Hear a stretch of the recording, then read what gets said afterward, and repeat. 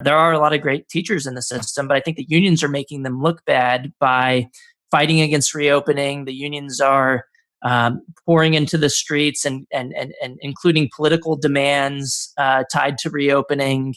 Like they're calling to defund the police, for example. The Los Angeles Teachers Union had a report on safely reopening, but then they added all these other weird things like defunding the police and banning charter schools, banning their competition, which just really, I think they overplayed their hands now because now people are, they may have a bad opinion of teachers, which that's not fair to the teachers either, right? And I think school choice would actually do a lot to benefit teachers in that if the unions are calling for policies that aren't benefiting individual teachers. And if you just look at the data on this, from 1992 to 2014 in the US, inflation-adjusted per pupil education expenditures went up by 27%, but real teacher salaries actually dropped by 2%.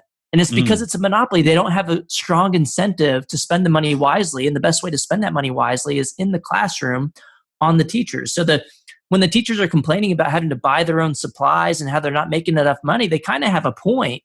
But the problem isn't competition. The problem is the school system not having any meaningful incentive to spend that money on them.